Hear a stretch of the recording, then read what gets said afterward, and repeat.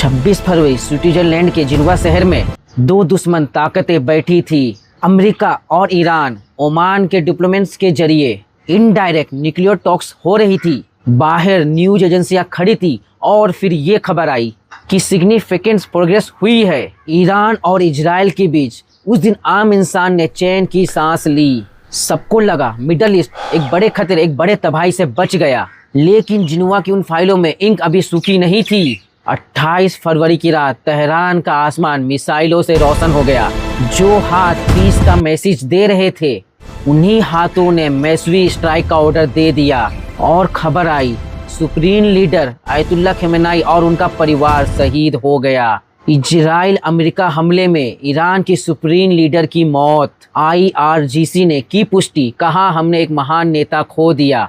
ये सिर्फ ईरान पे हमला नहीं, इस सदी का सबसे बड़ा डिप्लोमेटिक धोखा है। यानी इस बात का सबूत है किस तरह से सुपर पावर्स पीस के पर्दे के पीछे छुपकर एक दूसरे पर हमला करती हैं। ईरान पर इस हमले को जो करने की सबसे बड़ी वजह है वो ये है कि ईरान के पास अपना न्यूक्लियर डिफेंस सिस्टम है। Saudi Arabia, Oman, UAE, Qatar, इन देशों की तरह ईरान अमेरिका के डिफेंस सिस्टम पर, उसके सॉफ्टवेयर और उसके मिसाइल पर डिपेंड नहीं करता, बल्कि ईरान के पास अपनी मिसाइल है, ईरान के पास अपना डिफेंस सिस्टम है, ईरान के पास अपना न्यूक्लियर पावर है। और अमेरिका और इजराइल ये नहीं चाहते कि किसी भी तरह का कोई भी मुल्क अपने आप को लेकर इन चीज़ों पर डिपेंड हो, और इसी वजह से उन्होंने ईरान पर हमला किया है। बिल्कुल उसी तरह आज से कई साल पहले उन्होंने इराक पर हमला किया था। Saddam Hussein and his sons must leave Iraq with 48 hours. लेकिन सवाल ये है, इस तरह की धोखेबाजी क्या हिस्ट्री में पहली बार हुई है?